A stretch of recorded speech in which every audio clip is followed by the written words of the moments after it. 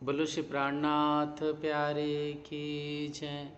श्री धाम के धनी की जय। श्री बाईजुराज जो की जय।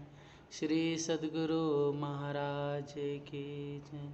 श्री महाराजा छत्रसाल जो की जय।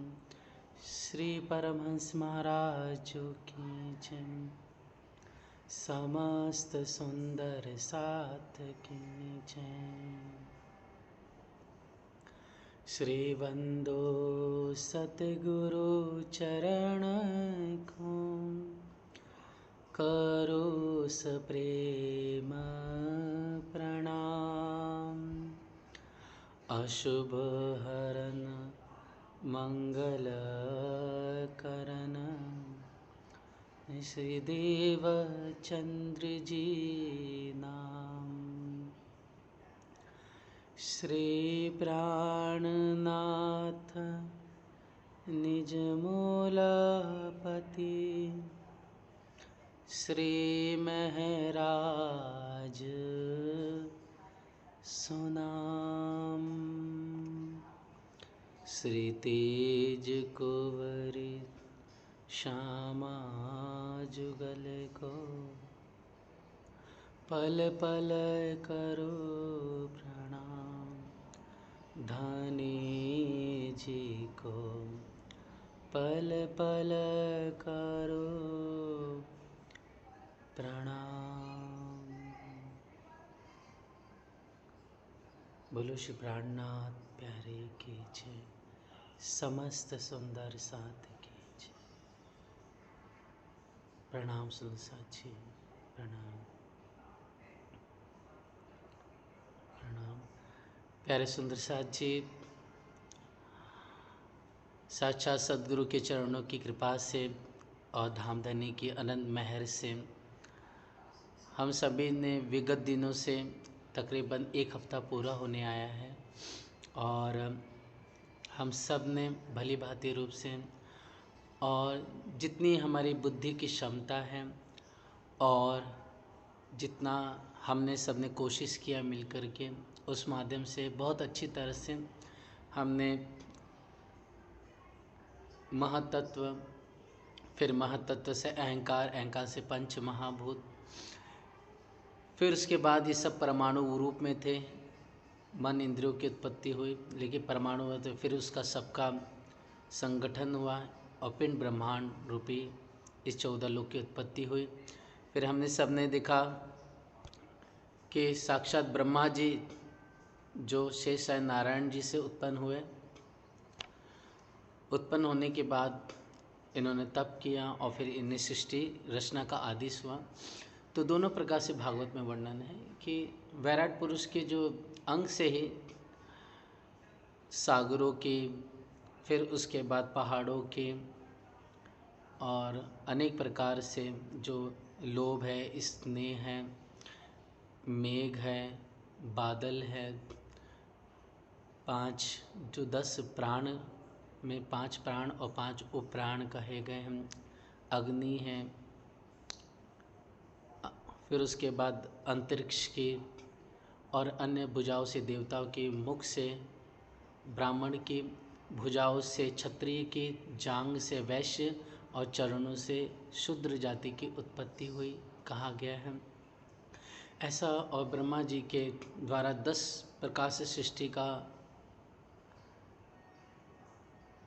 रचना का वर्णन आता है, अर्थात प्रकट होती है ब्रह्मा जी से, जिसमें हमने सुना कि महातत्व का भी वर्णन हमने सुना, जिसमें सतोगुणों में जो अनेक प्रकार से जो विघटन आता है, मतलब उसमें रूपांतरण आता है, वही महातत्व कहा गया है। फिर भूत सर्ग कहा गया है, फिर उसके बाद इंद्रिय कहा गया है, इंद्रों के देवता है, मन की स्थिति कही गई है, अविद्या है, किस तरह से जो स्थावर वृक्ष पेड़ पौधे कहे गए उनकी उत्पत्ति, और पक्षी और पक्षों की उत्पत्ति, जानवरों की उत्पत्ति, फिर मनुष्य जाति है, और फिर उसके बाद जो देवता है, राक्षस है, किन्नर है, विद्याधर है, यक्ष है, प्रेत है, इन सब का वर्णन हमने श्रवण किया। इन्हीं के द्वारा मानसिक सृष्टि की उत्पत्ति, और फिर उसके बाद जब इनके पुत्रों के द्वारा सनकादिक ऋषि भगवान शिव जी ब्रह्मा जी के बहुत से उत्पन्न होते हैं कहते हैं। तो ये सब उत्पन्न होने के बावजूद लेकिन सृष्टि का जो विस्तार होना था, मनुष्य जाति का विस्तार, वो नहीं हो पा रहा था। तब किसी कारणवश ब्रह्मा जी को अपने पर बहुत लज्जा आती है और उनका जो शरीर है 2 भागों में विभक्त होता है, जिससे स्वयंभू, मनु और शत्रुपा की उत्पत्ति होती है। और इनके द्वारा ही इनके पुत्र होते हैं प्रियव्रत, उत्तानपाद, इनकी पुत्री होती है आकुति, देव होती है प्रसूति। फिर इन्हीं के द्वारा वास्तव में इस मनुष्य जाति का विस्तार होता है, जिसे हम मैथुन सृष्टि कहते हैं। और मैथुन सृष्टि से ही ये पूरी मनुष्य जाति का विस्तार बढ़ते बढ़ते आज हम पूरे समस्त मनुष्य जाति है, वास्तव में ऐसा कहते हैं स्वयंभू, मनु और शत्रुपा की संतान कही जाती हैं। ये सारा वर्णन हम पहले श्रवण कर चुके हैं। फिर उसके बाद हमने श्रवण किया सुंदरसा जी, जो 14 लोक है वास्तव में और कुछ नहीं, नारायण का पहला अवतार, पहला स्वरूप कौन है? वैराट पुरुष। वही वैराट पुरुष 14 लोकों के रूप में सुशोभित हो रहा है। तो हमने नीचे मृत्युलोक के नीचे अतल, वितल, सुतल, तलातल, महातल, रसल, पाताल को देखा। नरकों का वर्णन भी भली बात इस स्वरूप से सुना। मृत्युलोक जो 50 करोड़ योजन है, जिसमें 3.5 करोड़ योजन में सूर्य का प्रकाश होता है। और प्यारे सुंदर सा जी, बाकी अन्य लोक में सूर्य का प्रकाश जाता ही नहीं, पहुँचता नहीं। इसके ऊपर पितृलोक देखा हमने, जहाँ पर विद्याधर, यक्ष, गंधर्व और पितृगण निवास करते हैं। और इसके ऊपर भी स्वर्गलोक, जहाँ पर देवता का स्थान कहा गया है। और स्वर्गलोक के नीचे और उसके चारों तरफ अंतरिक्ष का एक स्थान है। अंतरिक्ष में ही हमने देखा था कि तारागण, नक्षत्र कहे गए, अनेक प्रकार के जो प्लैनेट्स कहे गए हैं, जो आकाश गंगा का विस्तार हमने श्रवण किया। फिर और भी हमने कई प्रकार से आधुनिक विज्ञान को भी देखा, जिसमें काल से गण आता है, मिचुकाकू आते हैं, कैप्लर का लॉ आता है, ये सब आ चुका है, पहले वर्णन कर चुके हैं हम। ये सब जो आज साइंस कह रहा है वो हमारे पहले से इतिहास शास्त्र पुराण में वर्णन है।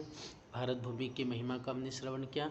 स्वर्गलोक कैसे, जब नित्य प्रलय मृत्युलोक में हमेशा होती है, पल पल परिवर्तन, यही नित्य प्रलय है। नैमित्तिक प्रलय अर्थात पाताल से लगाकर स्वर्गलोक, मतलब 10 लोक पूरा लय को प्राप्त हो जाता है। कब? जब एक कल्प होता है। एक कल्प बराबर 1000 चतुर्युगी। 1000 चतुर्युगी में मतलब 14 इंद्र अपने पद से बदल जाते हैं, यहाँ तक कि 14 मनु भी आकर के बदल जाते हैं। तो ये सब श्रवण किया था हमने भली भांति। फिर स्वर्गलोक के ऊपर हमने कल श्रवण किया महरलोक, जनलोक और तपलोक। महरलोक में यमराज जी रहते हैं, इन्हीं का नाम एक धर्मराज है। फिर उसके बाद आता है जो जनलोक है, जहाँ ब्रह्मा जी के मानसिक पुत्र निवास करते हैं। और उसके बाद तपलोक है, जो बड़े बड़े तपस्वी होते हैं, जो बैकुंठ तो नहीं पहुँच पाते या फिर निराकार भी इसके आगे नहीं पहुँच पाते हैं, लेकिन अपने तपस्या साधना के बल पे कम से कम वो तपलोक पहुँच जाते हैं। फिर उसके बाद बैकुंठ लोक देखा हमने, जिसे सत्यलोक कहते हैं, जहाँ पर शिव जी और विष्णु जी और ब्रह्मा जी की पूरी है। यहाँ पर जो भक्त जिनको भजता है वहाँ पहुँचता है। तो यहाँ पर 4 प्रकार की मुक्ति, सामीप्य, सालोक, सायुज और सारूप्य, जो हमने कल की वीडियो में भली भांति अच्छी तौर से इसका श्रवण किया था। तो वापस रिवीजन करते थे। सामीप्य मतलब भगवान के पास रहना, जैसे कि चवर डुलाना, उन्हें जल पिलाना, उनके वस्त्र बदलना, वो जो कहे वो सुनना, उनके प्रश्न का उत्तर देना, मतलब उनके निकट रहना, या फिर लक्ष्मी जी के संग होकर के उनकी सखी बन के उनके पास रहना। तो ये सब जो है सामीप्य आता है। सालोक के मतलब भगवान विष्णु जी के या शिव लोक में या ब्रह्मा जी के लोक में, इनके लोक में निवास करना कहीं पर भी। फिर तीसरा आता है सायुज और सारूप्य। सारूप्य मतलब होता है साक्षात भगवान का ही स्वरूप जैसा बन जाना, मतलब भगवान शिव के जैसा बन जाना और उसी लोक में निवास करना, या फिर चतुर्भुज स्वरूप हो जाना और बैकुंठ में निवास करना। तो ये सारूप्य में आता है। सायुज मुक्ति मतलब साक्षात भगवान के स्वरूप में विलीन हो जाना, अर्थात 2 का भेद खत्म हो जाना, एक हो जाना। अच्छा, जैसे साकर दूध में मिलकर एक हो जाती है, जैसे नदी सागर में मिलकर स्वयं सागर का रूप हो जाती हैं, उसी प्रकार यहाँ पर यह सायुज मुक्ति कही गई है। तो ये सब हमने श्रवण किया था। फिर उसके ऊपर अष्टावरण को देखा हमने, जो श्रीमद् गीता के 7वें अध्याय में वर्णन किया गया है। कि ये जो आकाश, वायु, जल, तेज, अग्नि जो कही गई है, फिर उसके बाद मन, चित्त और जो मन, बुद्धि और अहंकार, ये जो कहा गया है, ये अष्ट आवरण, ये मेरी अपरा प्रकृति कही गई है। ये भी इसका वर्णन कहा गया कि जैसे प्याज का छिलका होता है ऊपर की तरफ, जो उसका बेसन होता है, मतलब ऊपर का जो कवर, उसी प्रकार ये 14 लोक जो अंडकटाह के रूप में हैं, उसके ऊपर यह अष्टावरण सुशोभित है। फिर उसके ऊपर हमने देखा ज्योति स्वरूप। ज्योति स्वरूप के कई नाम हैं सुंदर सादी, जिसको सूर्य, सितारा अरबी भाषा में कहा जाता है। ब्रह्मा कुमारेज वाले इसे ही परमात्मा मान करके आज भी पूछते हैं। जो ब्रह्मा कुमारेज आज बहुत रूप में फैला हुआ है हिंदुस्तान में, यहाँ तक कि अन्य कंट्री में भी। तो ये लोग ज्योति स्वरूप को ही परमात्मा, मतलब एक तेज है, प्रकाश स्वरूप में है, उनको ही मान के पूज रहे हैं। और बड़े बड़े और भी भक्तजन यहीं पर पहुँच कर इसी परमात्मा मानते हैं। इसे मृत्युंजय शिव जी भी कहते हैं, घट घटवासी राम भी कहते हैं इन्हीं को। इसी को अहंकार स्वरूप भी कहा गया है, या फिर इसे नाद ज्योति स्वरूप भी कहते हैं। तो वास्तव में इस 14 लोक में जितने भी जीव आते हैं, तो वो जो जीव आते हैं, क्योंकि अनंत गिनती नहीं, इतने सारे जीव हैं। 84 लाख योनि गतियाँ गई है, उसमें 4 लाख गति तो मनुष्य की। लेकिन आज के समय में अगर मनुष्य देखा जाए कितनी है, वो कुल मिलाकर के लगभग 8 अरब से ज़्यादा पॉपुलेशन है, 8 अरब के से ज़्यादा।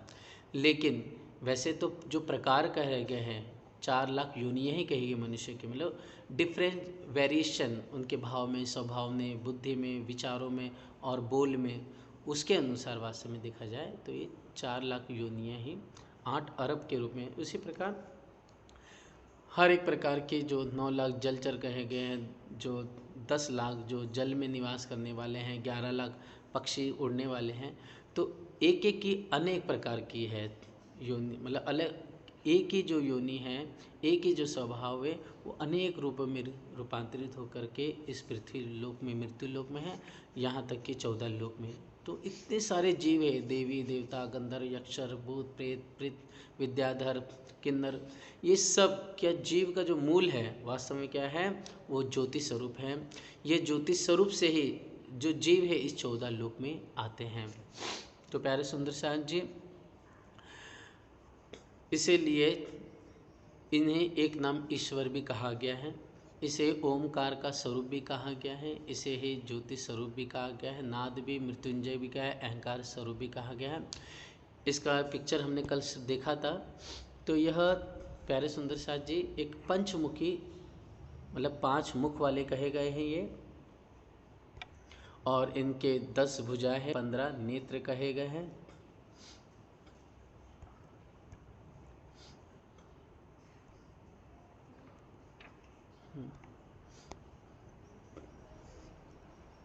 जिस फोटो में देख लेंगे ध्यान से हम जी,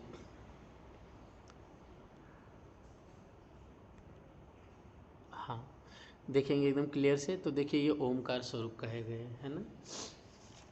तो कल हमने इनके बारे में ही पढ़ा था कि जितने भी जीव आते हैं वास्तव में वे यहीं से होते हुए 14 लोक में आकर के लीला करते हैं। मतलब इस खेल की, इस 14 लोकों का जो कार्य है और यहाँ का पालन पोषण है, यहाँ का संहार है, यहाँ पर जो जन्म मरण की लीला है उसको पूरा करते हैं यहाँ पर।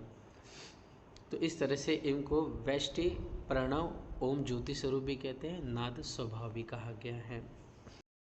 भाई सुंदर साथ जी, इस महतत्व निराकार जो निरंजन है, इससे परे जो ऊपर की जो स्थिति है, आइए हम इसके बारे में श्रवण करें। तो इसके ऊपर प्यारे सुंदर साथ जी हमें चित्र में दिखाई दे रहा है, महाविष्णु का कारण शरीर में इच्छा शक्ति 7 शून्य। ओके, तो ये जो वर्णन किया गया है, तो आदि नारायण का हमने स्थूल स्वरूप देखा। वो स्थूल स्वरूप क्या है, 14 लोक, ज्योति स्वरूप और गायत्री जी, ये स्थूल शरीर है। सेकंड वन जो अक्षर ब्रह्म, आदि नारायण का जो सूक्ष्म शरीर है, वह महत होता है, जिसे हम काल या फिर निरंजन या हम निराकार इसे कहते हैं। इसके और भी कई नाम हैं, लाइक इसको सुंदर शाह जी अचिंत्य पुरुष भी कहते हैं। कबीर जी ने इन्हें अचिंत्य पुरुष कह के पुकारा है। इसे ही सुंदर शाह जी महद ब्रह्म कह के भी कहा गया है। अब इस महत तत्व निराकार निरंजन से ऊपर जो शक्ति कही गई है वह है महाविष्णु का कारण शरीर, जिसका एक नाम है इच्छा शक्ति, या फिर इसे 7 शून्य भी कहते हैं। तो इस आदिनारायण के कारण शरीर में, अर्थात यह जो 7 शून्य कहा गया है, इसका 1-1 खरब योजन विस्तार कहा गया है। 7 शून्य मतलब 7, यहाँ पर एक लाइन दिखाई दे रही है हमें ब्लैक कलर की, जैसे चित्र में देखेंगे हम, ध्यान से देखिए, ये वाली है ना।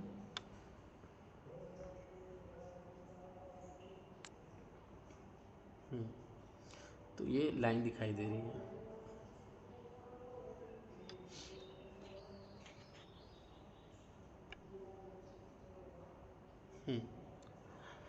अब इसका 1-1 का मतलब 1-1 जो आवरण है 1-1 खरब योजन का विस्तार वाला है।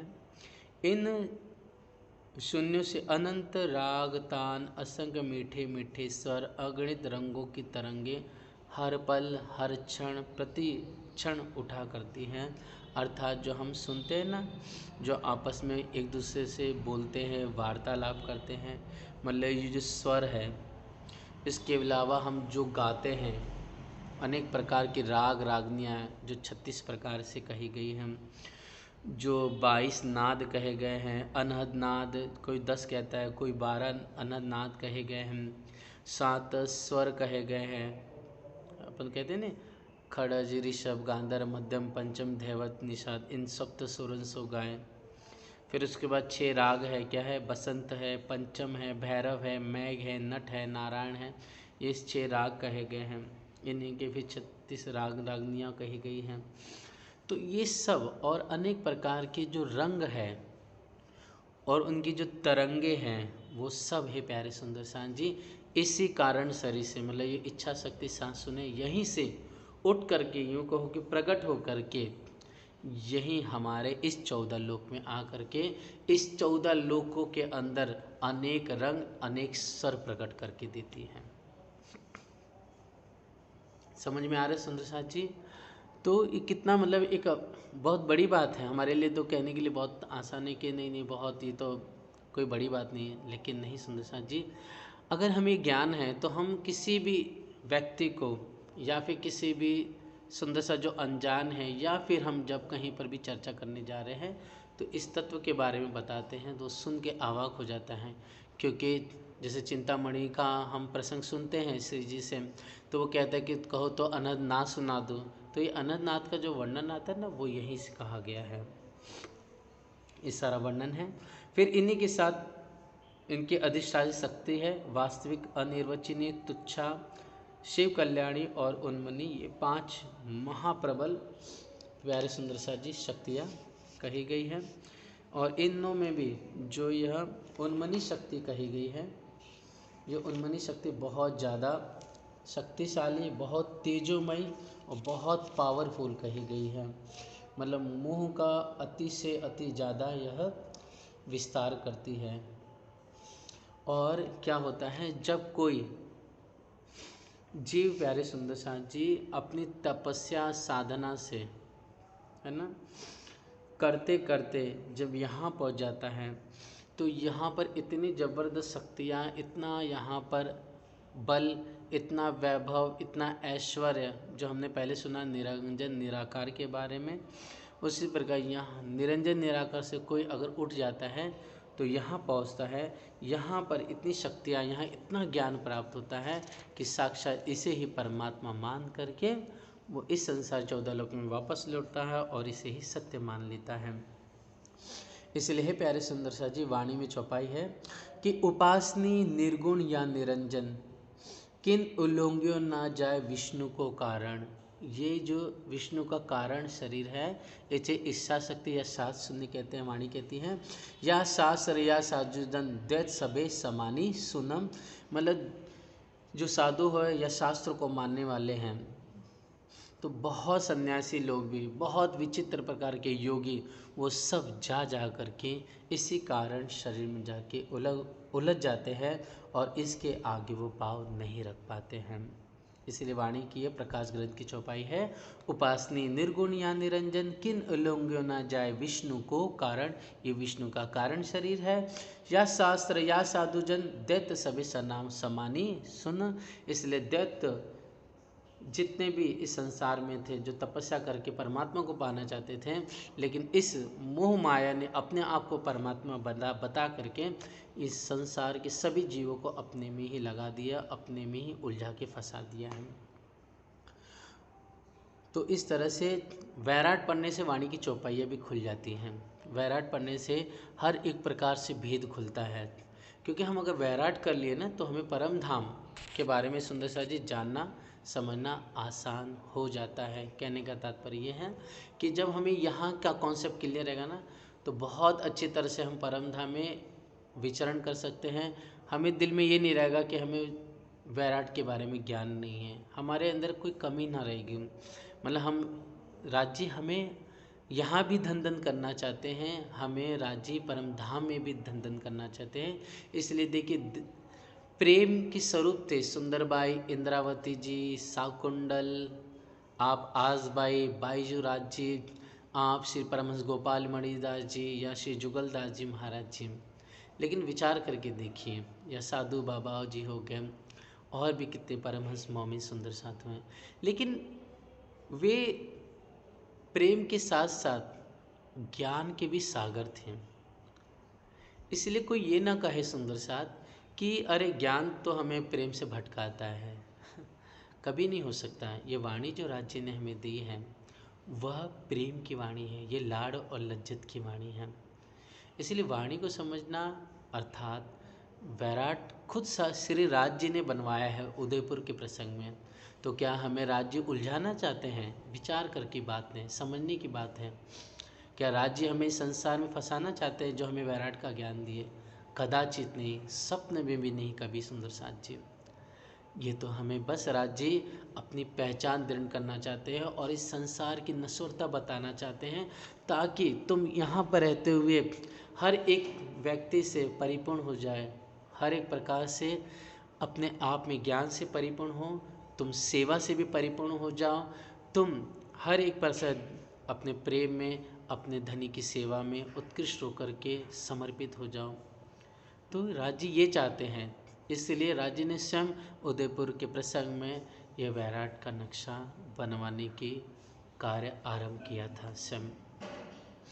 तो इस तरह से ये कारण विष्णु का कारण कहा गया है। तो यहाँ पर बड़े बड़े उपासनी जो साधु जन हैं इसी में उलझ जाते हैं। और प्यारे सुंदर साथ जी, जो लोग अजप्पा जाप करते हैं, अनहद नाद जो श्रवण करते हैं, वो सब बड़े बड़े जा कर के यहीं पर से अजप्पा जाप अनहद नाद का यही स्थान कहा गया है। तो इस तरह से यहाँ पर कुल मिलाकर के प्यारे सुंदर साथ जी ये सांस शून्य और इच्छा शक्ति का वर्णन किया गया है। और यहाँ पर और भी बात बताई गई है कि यहीं पर जो गोलोक है जिसमें 3.5 करोड़ सखियाँ कही गई हैं, श्री राधा कृष्ण जी और अपनी जो अन्य सखियाँ हैं, जो पार्षद है, अर्थात जो ब्रज लीला का प्रतिभास पड़ा हुआ है, वह सुंदर साथ जी इसी यहाँ पर आया हुआ है। कहाँ पर?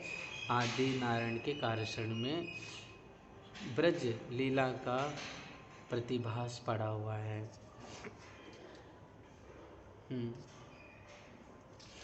ठीक है। अब आइए सुंदर सा जी, इसी इच्छा शक्ति की 2 अवस्था कही गई है। यह एक अवस्था ई है और दूसरी अनि है। ई मतलब हो गया माया रूप, मतलब पूरी बड़े बड़े साधु जन इसी को परमात्मा मान करके भसते हैं और इसी में उलझ जाते हैं, इसलिए माया कही गई है। अनि है मतलब यहाँ से एक मकड़ी के तार के समान अति सूक्ष्म से सूक्ष्म एक तार, एक सूत्र ऊपर की ओर जाता है, मतलब महाविष्णु की तरफ जाता है। लेकिन कौन? जो ज्ञानवान होगा, जो कृष्ण भक्त होगा, वास्तव में वही जो और अथक प्रयास करेगा, मतलब इसको सत्य ना मान करके इससे और आगे जाने का प्रयत्न करेगा, पुरुषार्थ करेगा, तो वास्तव में क्या होगा, वो और आगे जाएगा। जैसे उदाहरण के रूप में आज हमारे सुंदर साथ की स्थिति देखिए कि बहुत सारे सुंदर साथ क्या होते हैं कि ज्ञान लिया और उसी में मस्त हो गए। ठीक है, कुछ सुंदर साथ अपने ध्यान में मस्त हैं, तो कोई सुंदर साथ जी क्या कर रहा है, धन दे करके सोचता है कि हमने तो अब सब कुछ कर लिया, हमें और कुछ करने की ज़रूरत नहीं है। तो ऐसा नहीं है, कोई सोचे कि हम सेवा कर रहे हैं, हमें ज्ञान लेने की ज़रूरत नहीं है ना, चर्चा सुनने की ज़रूरत नहीं है, अब तो हम अपने आप में पर हम तो परम धाम जाएंगे। ठीक है, कोई ये सोचे कि हम तो बस अब ज्ञान ले लिया, ज्ञान ही परिपूर्ण है, हमें ध्यान करने की भी ज़रूरत नहीं है, अब तो ज़्यादा सेवा करने की भी ज़रूरत नहीं है, ज्ञान लेते हुए चिंतन करते हुए बस उतने में हो जाएगा। तो ऐसा नहीं करना है, हमें हादी के राह पे चलना है। हादी ने ज्ञान भी लिया, हादी ने ध्यान भी किया, हादी ने प्रेम सेवा भी की और अपना तन मन धन जीव सब कुछ अर्पित कर दिया। तो हमें परिपूर्ण से सब कुछ करना है। हम सोचे कि हमने इतना कर लिया, अब तो हम हो गए परिपूर्ण, और हमें अभी तक राज्य मिले नहीं, हमें अभी तक हमारे अंदर की दृष्टि खुली नहीं, हमारे अंदर का भ्रम अज्ञानता मिटाई नहीं, और हम सोचे कि हम तो परिपूर्ण हो गए। तो ऐसा नहीं होना चाहिए, ये ही हो जाएगा हमारे लिए। अगर हमें अनी होकर के आगे बढ़ना है तो हमें हादी की राह चलनी पड़ेगी, मतलब वो प्रेम सेवा भी करनी पड़ेगी, वह ध्यान भी करना पड़ेगा, वो ज्ञान भी लेना पड़ेगा, और चितवनी भी करनी पड़ेगी, और विनम्रता से झुक कर करके धनी से प्रार्थना करते हुए हमें सब सुंदर साथ को एक होते हुए, एक करते हुए आगे बढ़ना पड़ेगा। ये वास्तव में सुंदर साथ अनी है। ये नहीं सोचना कि जो वैराट में लिखा वो संसार के साधु लोगों के लिए है, योगियों के लिए है, नहीं, ये हमारे लिए भी ज्ञान है। ठीक है, मतलब ये बहुत अति सूक्ष्म बात है, बस समझ की बात है। जो सुंदर साथ समझे तो उनके लिए धन धन है। तो प्यारे सुंदर साथ जी, यह कारण शरीर का सारा वर्णन हुआ।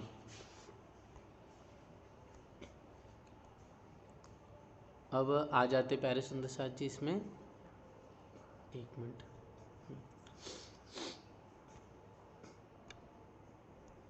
इसके ऊपर आ जाएंगे।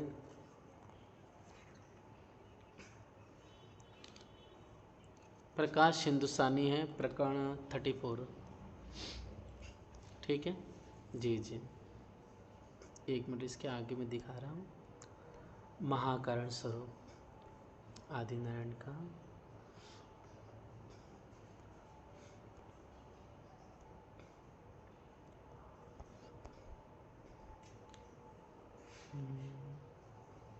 ये रहा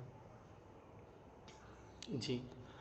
अब ये देखेंगे प्यारे सुंदर साथ जी, ये ऊपर ये महाकारण स्वरूप है। तो इस महाकारण स्वरूप को प्यारे सुंदर साथ जी, आदिनारायण का यह महाकारण स्वरूप कहा गया है। तो यह आदिनारायण का ही एक नाम है, क्षर पुरुष। ओके, इसे क्षर पुरुष सभी कहते हैं। तो हम आदिनारायण के जो श्रुति में वर्णन किया गया है, इसके 4 स्वरूप हैं। तो जो आदिनारायण की जो जागृत अवस्था है, आदिनारायण की जो जागृत अवस्था है वो क्या है, स्थूल ब्रह्मांड है, स्थूल स्वरूप है। स्थूल स्वरूप में 14 लोक आते थे, मतलब 14 लोक, अष्टावरण, ज्योति स्वरूप और गायत्री जी, ये क्या है, आदिनारायण जी की जागृत अवस्था है। ठीक है, इसे स्थूल शरीर कहते हैं। फिर प्यारे सुंदर साथ जी, जो हमने महतत्व निराकार निरंजन काल को सुना, वह महतत्व कहा जाता है। वह आदिनारायण का सूक्ष्म शरीर है, उसे ही सपना अवस्था कहा गया है। मतलब जैसे जागृत होता है और एक स्वप्न अवस्था है, तो आदिनारायण की जो स्वप्न अवस्था है वो क्या है, उसका सूक्ष्म शरीर है, जिसको हम निराकार निरंजन काल या महतत्व कहते हैं। फिर अभी हमने पढ़ा आदिनारायण का कारण शरीर, जिसे हम इच्छा शक्ति या शास्त्र शून्य कहते हैं, वो और कोई नहीं बल्कि सुषुप्ति अवस्था है। तो हम सुषुप्ति अवस्था और जागृत अवस्था के बारे में जानेंगे। तो जागृत अवस्था मतलब अभी हम जो बैठ के बातें कर रहे हैं, चलते हैं फिरते उठते बैठते हैं, ये जागृत अवस्था है। स्वप्न अवस्था क्या है? स्वप्न अवस्था मतलब हम जो स्वप्न में अपने आप को, हम अपने आप को चोर के रूप में देखें, हम या अपने आप को शिक्षक के रूप में देखें, हम अपने आप को एक नृप के रूप में देखें, या फिर हम अपने आप को मृत्यु की अवस्था में देखें, या बाल अवस्था में, बूढ़े अवस्था में देखें, तो जो हम है ही नहीं, हम अपने आप को स्वप्न में कुछ और देख रहे हैं, कुछ हम जी रहे हैं, या कुछ प्रगति कर रहे हैं, या फकीर बन गए हैं, या रंग बन गए हैं, किसी भी अवस्था, लेकिन सपनिक अवस्था है। तो वो स्वप्न एक सुषुप्ति अवस्था है, ना हम जागृत में है ना स्वप्न देख रहे हैं। जो मध्य अवस्था है वो सुषुप्ति अवस्था कही गई है। जैसे पुराण संहिता में वर्णन आया है कि जब हम रास खेल करके ब्रह्म सृष्टियाँ जब परम धाम जाती है, तो वहाँ हम स्वप्न में भी नहीं है, न निद्रा है हमें, ना हम जागृत अवस्था में, वहाँ पर हम क्या है, सुषुप्ति अवस्था में हैं। यह पुराण संहिता कहती है। उस सुषुप्ति अवस्था में तामसियों की इच्छा अधूरी रह गई थी, मतलब हम बोले नहीं, लेकिन भीतर से हमारे अंदर ये था कि हम, जैसे हम परमधाम में बैठ करके बातें की थी ना तीजे भोग में, फिर उसके बाद हम प्रथम भोग में आकर के आए थे, तो जागृत अवस्था में हमने खेल मांगा था। जब हम इस खेल में ब्रजरास में आए तो वो स्वप्न अवस्था हुई, लेकिन इनके बीच में जो सुषुप्ति अवस्था, जब हम परम धाम में गए तो वहाँ पर हम जागृत नहीं हुए पूर्ण रूप से, हम उस समय सुषुप्ति अवस्था, उस सुषुप्ति अवस्था में ही तामसी शक्तियों ने इच्छा कर दी कि हमें तो देखा ही नहीं, हमने खेल अधूरा रहा, क्योंकि हम तो किस में, क्योंकि सखिया किस में लगी, तामसी राशि सांसी को सेवा में लगे, उनको उठाने में लग गई थी। इसके लिए हे प्यारे सुंदर साथ जी, वो अवस्था सुषुप्ति अवस्था थी। तामसी से का जागृत होकर बोली नहीं है, लेकिन अपने भीतर से वो कही है। शुभम, शुभम। तो प्यारे सुंदर साथ जी, इसमें यह है कि यही सुषुप्ति अवस्था, इस जो हम मतलब तामसी सखियों के भीतर थे, जिन्होंने खेल मांगा लेकिन बोल भी नहीं पाई और खेल में भी नहीं थी, वो सुषुप्ति अवस्था थी। तो इसे ही जो कारण शरीर से आदिनारायण का वह सुषुप्ति अवस्था है। और इससे भी परे जो अवस्था कही गई है वो तूर्य अवस्था कही गई है। इसे ही माह कारण स्वरूप कहा गया है। जैसे हम देख रहे हैं इस चित्र में, ये आदि नारायण का महास्वरूप है। आदि नारायण को ही हिरण गर्भ भी कहते हैं, या क्षर पुरुष भी कहते हैं, या आदि पुरुष भी कहते हैं, या आदि महाविष्णु भी कहते हैं हम इन्हें। ठीक, समझ में आया सुंदर साथ जी? मैंने जो अभी आपको यह वर्णन करके श्रवण कराया,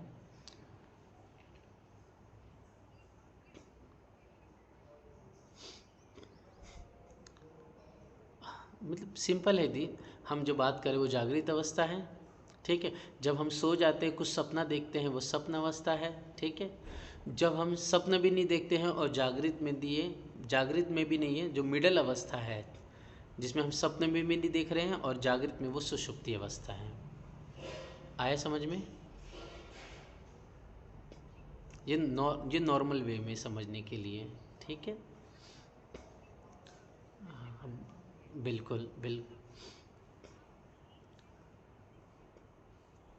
हाँ, बीच वाली,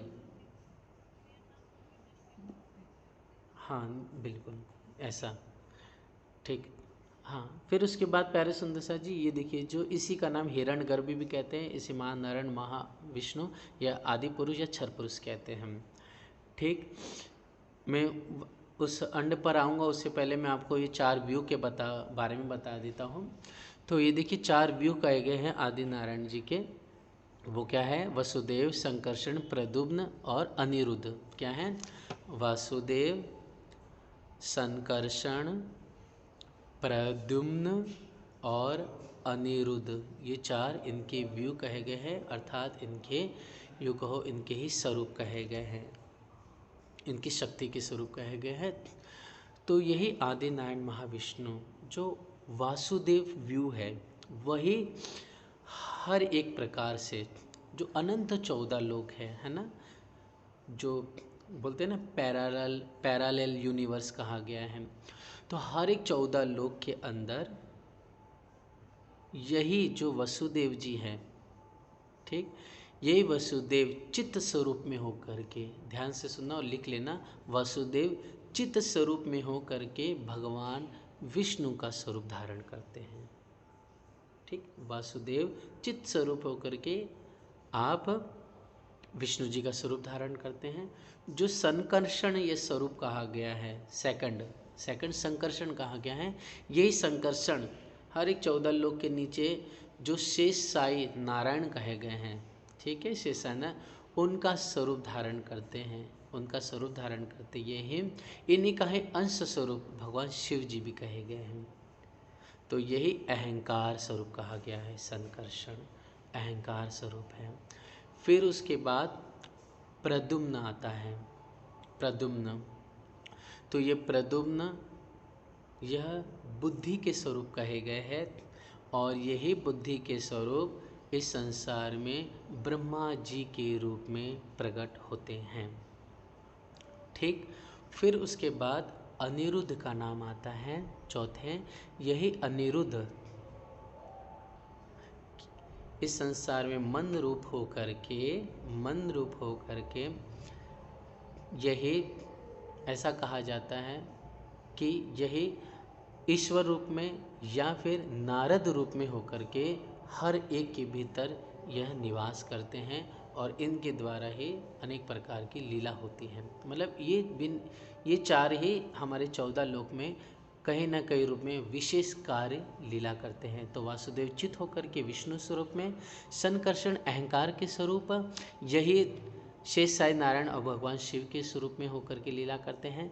प्रद्युम्न यह बुद्धि के स्वरूप का है, ये ब्रह्मा जी के रूप में, और जो अनिरुद्ध है यही मन रूप होकर के यह ईश्वर या नारद जी के रूप में होकर के लीला करते हैं। मतलब मन रूप में, सीधी सी बात है, हमारे शरीर में मन होता है ना, वो कैसा विचरण करता है, बुद्ध फिरता रहता है, ऐसे ये अनिरुद्ध मन रूप होकर के या ईश्वर रूप होकर के नारद के रूप में, हमारे मन के रूप में दृष्टिगोचर होता है। तो इस तरह से यह आदि नारायण के 4 व्यू है। यही 14 लोक में यूँ कहो सबसे मुख्य अहम रोल निभाते हैं। ठीक है, क्लियर हुआ? वासुदेव, संकर्षण, प्रद्युम्न, अनिरुद्ध। जी, फिर इसके पर हम देखेंगे सुंदर साथ जी, अंडाकार है ना, सबसे बड़ा। हम जब भागवत पढ़ते हैं और सबसे पहले या दूसरे दिन मैंने वर्णन किया था कि वह जो पुरुष है ना, ऐसे नहीं, वो पुरुष नहीं, हाँ, यह जो पिंड ब्रह्मांड है ना, ये क्या कहा हमने, क्या श्रवण किया था कि एक अंड हजारों वर्षों तक, वो महद अंड हजारों वर्षों तक उस मोह सागर में तैरता रहा निर्जीव अवस्था में। फिर भगवान की प्रेरणा से, है ना, वह उसके अंदर एक जीव उसमें प्रवेश करता है। वो दिखाई तो नहीं देता, उसमें भागवत में लिखा है चिदाभास वीर रूपी बीज उसके भीतर प्रवेश करता है, ऐसा वर्णन है भागवत के 3 स्कंद के लगभग 5वें अध्याय में। तो प्यारे सुंदर सा जी, ये चिदाभास बीज रूपी वीर जब प्रवेश करता है तब वह अंड फूटता है और उसी में से वह पुरुष प्रकट होता है जिसके हम नारायण कहते हैं। वह पुरुष जब निकलता है तो चारों तरफ देखता है तो उसे कुछ नहीं दिखाता है, तो वो खुद कहता है एको अहम बहुश्याम, ऐसा कहता है मैं एक हूँ अनेक हो जाऊँ। तो वास्तव में क्या आज के समय कहते हैं ना कि पहले अंडा आई कि मुर्गी आई, वास्तव में पहले कोई अंडा वंडा था ही नहीं। ये सब सांकेतिक शब्द है, ये सब शास्त्रीय शब्द हैं, इसके अर्थ तो आप हादी श्री जी ने खोले हैं। वास्तव में प्यारे सुंदर साथ जी, ये अंडा कुछ नहीं है। वास्तव में जो अव्याकृत में, क्योंकि ए ठौर वाणी की चौपाई, ए ठौर माया ब्रह्म सबलिक त्रिगुण की पर आत्म। ए ठौर माया मतलब माया का ठौर कहाँ है? ब्रह्म। सबलिक मतलब सबलिक ब्रह्म का जो स्थूल है मतलब अव्याकृत, वह अव्याकृत में इस माया का स्थान कहा गया है। ठौर माया ब्रह्म से त्रिगुण, और त्रिगुण भी कहाँ पर है? वास्तव में वो अव्याकृत में ही है। अब जब हम महेश्वर तंत्र पढ़ते हैं तो उसमें क्या वर्णन आया हुआ है कि जो भुवि देवी भागवत में वर्णन है कि जो सुमंगला शक्ति है, वो सुमंगला शक्ति 2 शक्ति है, एक आवरण है एक विक्षेपा है। तो प्यारे सुंदर साथ जी एक आवरण विक्षेपा क्या करती हैं, जैसे एग्जाम्पल के रूप में कि एक मेघ मंडल होता है ना, मेघ मंडल है ना, वो क्या करता है, सूरज है, तो जब मेघ आ जाते हैं, बादल आ जाते हैं, तो बादलों की वजह से क्या होता है, बादलों के ऊपर का हिस्सा तो सूर्य से प्रकाशित होता है, लेकिन नीचे अंधकार छाने लग जाता है, सूर्य का प्रकाश नहीं पहुंचता है। पहला उदाहरण ये। दूसरा उदाहरण, एक व्यक्ति है, वह पुरुष जब स्वप्न देखने लगता है तो अपने आप को राजा रूप में देखने लगता है, और राजा के रूप में देख करके उसकी रानियां होती है, उसके मंत्री होते हैं, उसके प्रजा होती है, अन्य सेनापति होते हैं, कई मंत्रिमंडल, और कितना भूमि का विस्तार होता है, उसका शासन होता है, और उसी में वो आनंदित होता है, वो स्वप्न अवस्था में देखता है। तो उसी प्रकार हे प्यारे सुंदर शांत जी, जब यह आवरण विक्षेपा अपनी कार्य लीला को करना आरंभ करती है, जब अक्षर ब्रह्म, यूँ कहो कि जब अक्षर ब्रह्म के अंदर बाल लीला का उदय होता है, मतलब कि प्रकृति लीला का आरंभ होता है, कि मतलब मैं अब मतलब उसके दिल में, क्योंकि उसकी स्वाभाविक इच्छा है ना, मूल प्रकृति मतलब स्वाभाविक इच्छा, मतलब हम जैसे बैठते हैं तो हमारे स्वभाव में क्या है, अपने आप संसार की बातें याद आती हैं, हमारा परिवार आता है, हमारे रिश्तेदार आते हैं, पति आते, पत्नी आते, बच्चे आते, माता पिता आते, दादा नानी, हमारे पड़ोसी आते, हमने जो पिक्चर देखी है, या हमने कोई सीरियल देखा है, या क्रिकेट मैच देखा हुआ है, समाचार सुना हुआ है, या हमने अपने आँखों से कोई अच्छी डिज़ाइनिंग देखी हुई है, या अपने आप स्वभाव से हमारे भीतर आता है। ठीक वैसे अक्षर ब्रह्म का जो स्वभाव है, ये प्रकृति ही उसका स्वभाव है, तो वह प्रस्वभाव से क्या अनेक ब्रह्मांडों को बनाता है, लेकिन वो ब्रह्मांड बनाने का जो मूल उद्गम है वो क्या है, वो प्यारे सुंदर साथ जी, वह यह अव्याकृत कहा गया है, वह सबलिक कहा गया है। तो हे प्यारे सुंदर साथ जी, इसके बारे में जब हम वर्णन श्रवण करते हैं तो वर्णन आता है कि पुराण संहिता में कि ये आवरण विक्षेपा और माया का जो विस्तार है वो अव्याकृत में होता है, जिसकी वजह से क्या होता है कि जो प्रणव ब्रह्म है अव्याकृत के अंदर, वह प्रणव ब्रह्म प्रगाढ़ गहरी योग निद्रा में चले जाता है। जब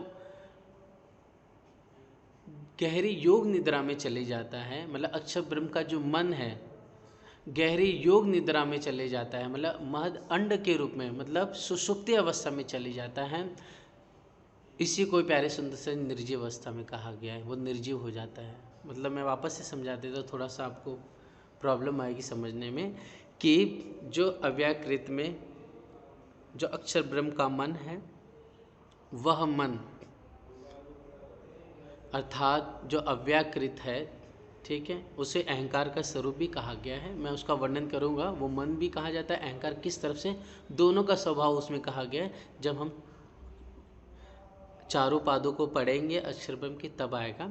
तो वहाँ पर प्रणव ब्रह्म है, वह प्रणव ब्रह्म जब वहाँ पर सृष्टि की लीला का आरंभ होता है, मतलब मोह जो योग निद्रा का विस्तार होता है, तब क्या होता है प्यारे सुंदर साथ जी, वह प्रणव ब्रह्म अपने आप को स्वयं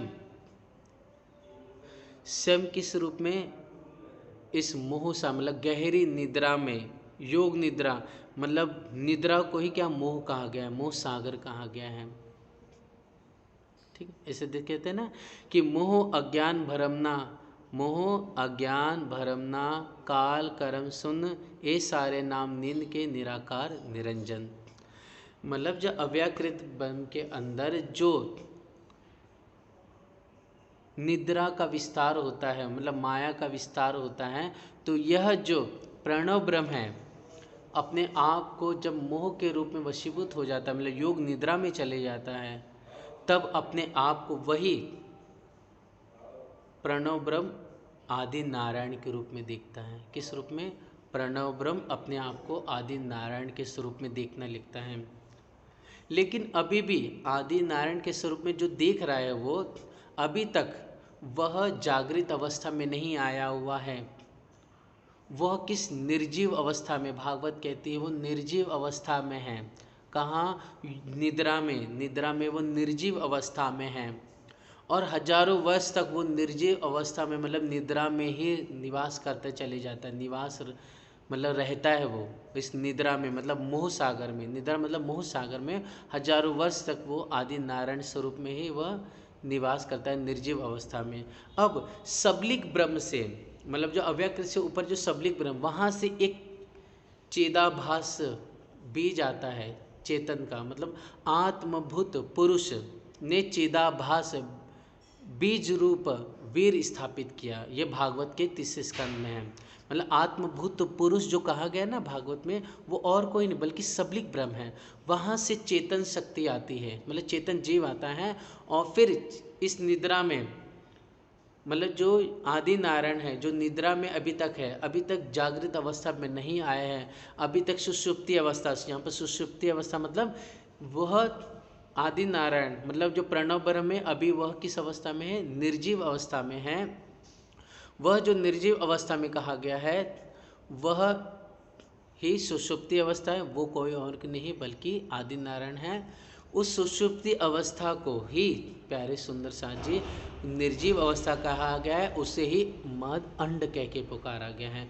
मतलब अंडा और कुछ नहीं बल्कि आदि नारायण जो निर्जीव अवस्था में है, मतलब जो अभी तक जागृत नहीं हुए हैं इस मोह निद्रा में, मतलब स्वप्न में जागृत नहीं हुए हैं, तो वही आदि नारायण जो अभी सुषुप्ति अवस्था में निर्जीव अवस्था में जागृत नहीं है, उनके अंदर वो चेतन शक्ति नहीं आई है, उसे ही अंडा कहा है। समझ में आया सुंदर साथ जी कि नहीं?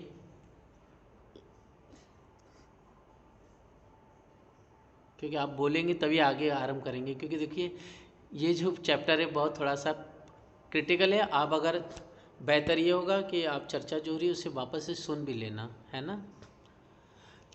हाँ मतलब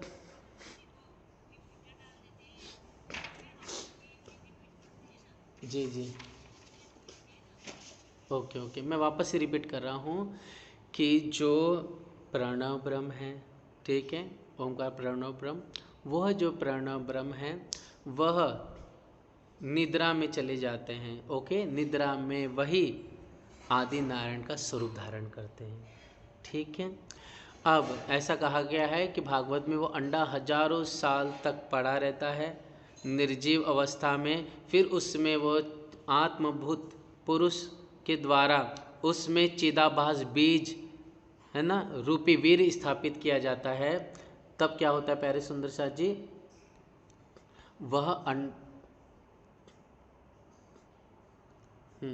वह अंडा जो है चेतन हो जाता है और अंडा फूट जाता है, उसमें से पुरुष निकलता है। हाँ जी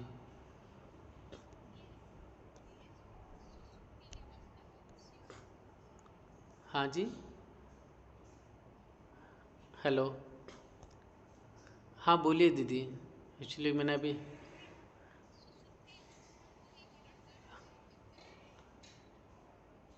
हाँ मतलब देखिए आप समझिए इस चीज़ को कि आदि नारायण जो है ना उसी का नाम हिरण्यगर्भ है। ठीक है, पहली बात तो ये है, दो नहीं है एक ही है। क्षर पुरुष बोलो मैंने पहले कहा, या फिर आदि नारायण बोलो, या महाविष्णु कहो, या हिरण्यगर्भ कहो, या आदि पुरुष कहो, वो आदि नारायण है।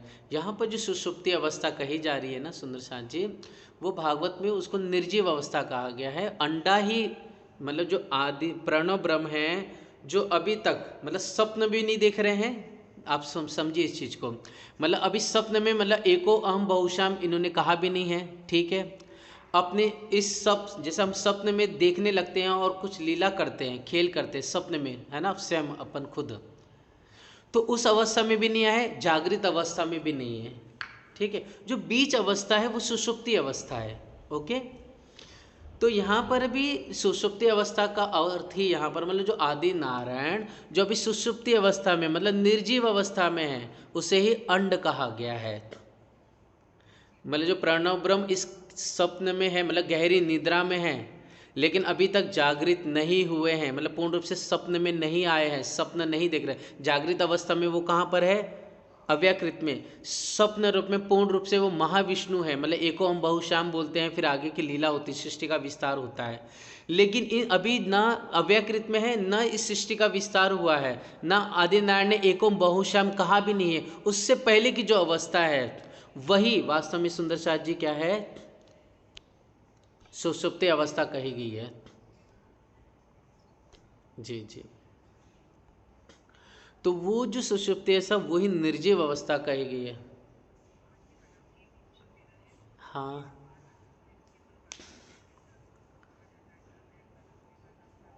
हाँ हाँ, क्या?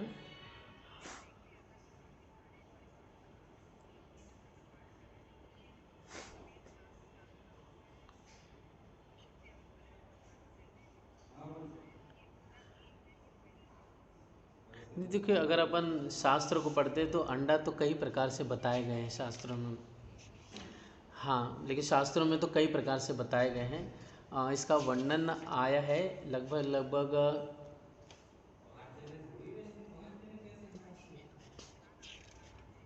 शायद ब्रह्मवेद पुराण में है। हम्म, इसके बारे में कल बताऊंगा मैं और भी कुछ सर्च करके, है ना। तो वो जो, हाँ यही बात हो रही थी कि जो चेतन तो सबलिक ब्रह्म से आया जीव, ओके, मतलब आत्मस्वरूप जो आत्मभूत पुरुष चिदाभास बीज रूप वीर स्थापित करता है, तो वह सबलिक से आया, वो उसे आत्मभूत पुरुष कह के पुकारा गया है भागवत में। तो यही जो अंडा और अंडा नहीं है, वास्तव में आदि नारायण की जो सुषुप्ति अवस्था है वही निर्जीव अवस्था में वो अंडा कहा गया है। जब वो अंडा फोड़ना मतलब वो जागृत हो जाते हैं, जब बीज, जब चेतन आ जाता है उनके अंदर, वो जीव आ जाता है, तो वो जब जागृत हो जाते हैं, और जागृत होना मतलब वही कहा जाता है कि अंडा फूट जाना, मतलब वो जो आदि नारायण है वो स्वप्न अवस्था में खुद को अब देखने लग जाते हैं पूर्ण रूप से। जैसे हम स्वप्न में खेलने लग जाते हैं, कुछ ना कुछ करने लग जाते हैं, वैसे आदि नारायण अब जागृत होकर के, मतलब स्वप्न में जागृत होकर के कुछ एको अम बहुश्याम कहता है, मतलब वही कहा गया है कि वह अंडा फूट गया, मतलब सुषुप्ति अवस्था से हट करके वह स्वप्न में अब जागृत हो गए, ये कहा गया अंडा का फूटना।